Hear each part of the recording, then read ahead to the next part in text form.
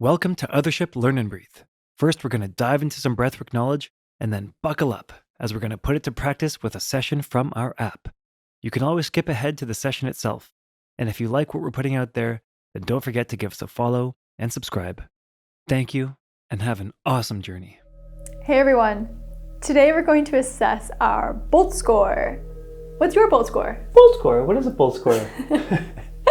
There's so much to learn here. This is such of an effective and efficient tool to test your breath. All right, Mandy, so let's break it down. BOLT is an acronym. It stands for Body Oxygen Level Test.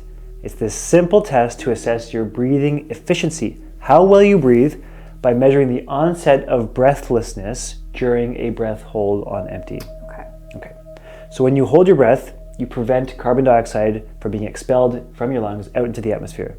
And as the breath hold continues, carbon dioxide continues to accumulate in the lungs and the blood while oxygen levels slightly decrease. All right, so that makes you want to have a breath. Yes, it does. And since carbon dioxide is the primary stimulus for breathing, the length of your breath hold time is influenced by how much carbon dioxide you're able to tolerate. This is your CO2 tolerance, and it is imperative to how well you breathe.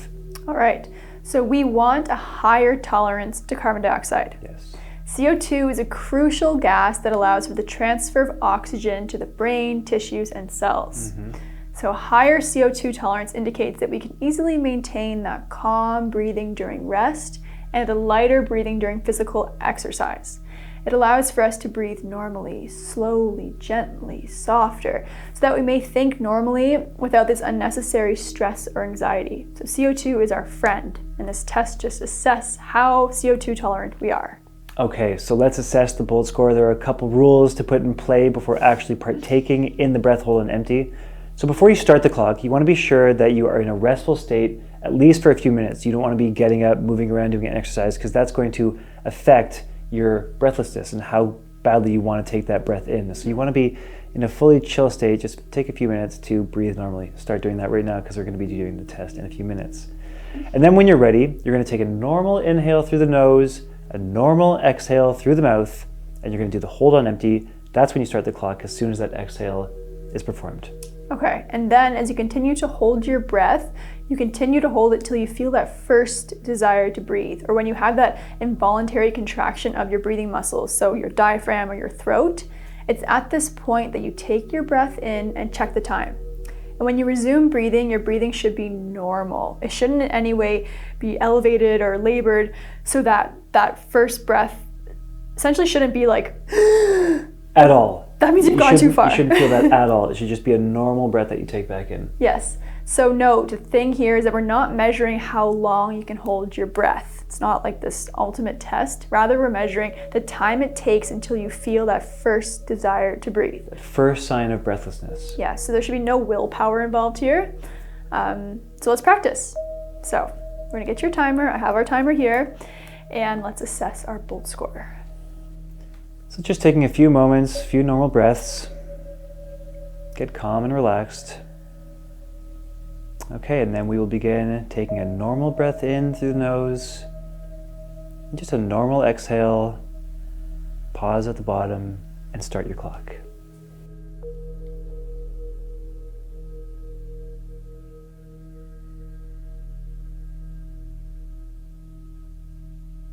Just relax. Notice how you're feeling. When you feel that first sign of breathlessness, it may be a tightness in the throat, an involuntary movement, impulse to move in your diaphragm, that first urge to breathe. As soon as you feel that, you start the clock.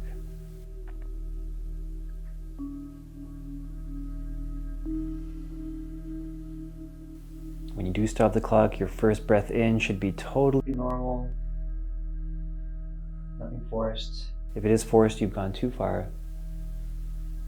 I think everyone should have reached their limit by this point. Welcome back. How was that? How do you feel? So let's assess your score. A score of 20 seconds or under indicates that you likely experienced frequent breathlessness. During light exercise or even during rest, you're often out of energy, you're often having to take that gasp of air as though you are short on it. And this is a telltale sign that you have some type of dysfunctional breathing. you're not breathing optimally. An average Bolt score is generally in around the low 20s, which is okay, but can definitely be improved upon, because an ideal Bolt score is around 40 seconds. And when you're at this level, you are functioning at peak performance. You're breathing with optimal efficiency, and that keeps you in the parasympathetic state. That's the state we want to be in, the ventral vagal complex of our parasympathetic nervous system. After report, I did my time and I had 33 seconds, which is, for all you watching, really big for me because I did it about a week and a half ago and it was 19 seconds, and I've been mouth taping at night. I've been really focusing on slow, deep inhales throughout the day and not holding my breath and everything we teach, and it has improved. So pretty excited right now. There you go, right now. So again, you may be surprised with how low that your time or Bolt score was, but do not worry. Most people begin with low Bolt scores. We're living in a world of chronic overbreathing, and as a result, our conditioning, and as a result, we're just living in this background state of stress. So the good news is this can be improved. We can improve upon our score very easily with breathwork exercises. So we recommend doing a slow-mo breath or a Buteyko style breath, which is, both those are just very controlled, slow inhales and very controlled, slow exhales. So it builds that ability to be okay with CO2. Yeah, you want to be breathing so lightly that you slightly feel that desire to breathe in more. That slight air hunger is coming up, and that is building up a tolerance, a resilience to carbon dioxide. Again, it is our friend.